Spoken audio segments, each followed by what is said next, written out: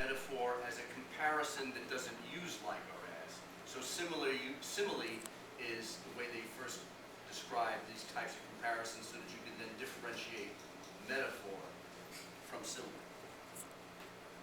Personification. We like this one. Pretty funny. Now that is an example of men or dogs, right? Now the dog is dressed up like a human being. Very.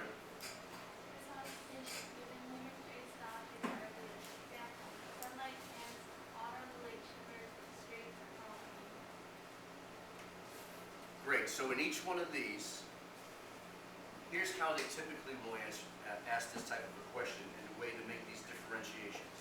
There's two things: the personification and the object being personified. So there's two components of it.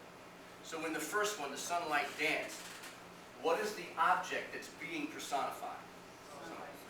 Sunlight. What is the personification? Right. So typically when a question is, oftentimes in multiple choice or these standardized tests, that's the way they'll answer the question. What is the personification in this sentence? What is the object being personified? And it's really important you understand the question, because you could answer wrong, even though it's like, in your mind you know what the right answer is, and you say, what's the personification? Sunlight. That would be wrong. That's the object being personified. So you have to really be clear in your mind. Don't run immediately to answer these questions without first understanding what they're answering, because they purposefully try to trip you up like that.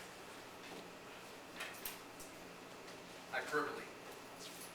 Take a crack at that. You got that one. Hyperbole, exaggerating to show strong feelings or effect. Example, I will love you forever. My house is a million miles away. She killed me. She found out she killed me, right? That's not going to happen, likely. So it's a gross exaggeration. You hope not, right? You won't be able to tell the story about it if it did happen. I will love you forever. Well, who's going to be around forever? We have a limited time on this earth. It certainly isn't forever. So nobody close to that. Huh? Yeah. So you know when people, but when you're using these terms, right? You know that it's an exaggeration. It's also a figure of speech called an idiom. A million miles away. We've heard that one. Yeah. What if your house is literally a million miles away?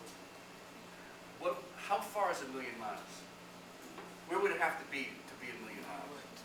Like a million, let's say like 12 million blocks away? The earth is a million miles long. True. Okay, so no, John, that's funny. Now there you go. It's a little bit different. My block is 12. My house is 12 million blocks. Well, no territory is all carved up into blocks. So to call something a block would still be something like a metaphor, would be an expression, would be a figure of speech, because literally the blocks don't exist. You have to make them up in terms of your head. But anything that was the moon isn't even. It's like think, wow, you have to be somewhere out in the solar system, out of outer space somewhere. Chances are that's not true. Understatement. The opposite of hyperbole. Who wants that one? Blue again? Here you go. Expression with less strength than expected. The opposite of hyperbole would be, I'll be there in 1 second, this won't hurt a bit. I'll be there in 1 second. How many seconds? Oh, I'll just be there in a couple of minutes, and then it's like 2 hours later. Yep. Right? Something like that. So, and you know what was it? In the Apollo 13, the punctuation thing we were doing before? Think about this. Remember the story. Even if you didn't see the movie or know what really happened, but just reading the writing prompt and the punctuation exercise. And Spoiler, they live. They lived. But they were facing death, right? They weren't facing, that's personification. They weren't facing death. They were facing death. Well, facing death You're giving death a face as if you can actually look at it. But it's not so much that death had to face, it's that they were themselves a verb facing. That's still a metaphor. It's like it's an expression. Facing death is an idiom because it's a kind of an expression we've heard of a million times we've heard that expression? Hyperbole, right? Facing death. So that in itself is an expression. But using that expression, what was really the case was they could have died. And so, and they knew that because it was a very, very serious problem with the spaceship. And what does the guy say? Houston, we have a problem here. Now that's an understatement, right? You've heard it, people say about, man, we have a problem here, but it's more than a problem. It's something really serious, it could be life or death. So that's an example of using an understatement. Okay, I like that. What's the name? How do you pronounce the word? Onomatopoeia. Yeah, onomatopoeia. It's a funny word. A word that makes a sound. Splat, king, slam, pop, or pop. Nice illustrations.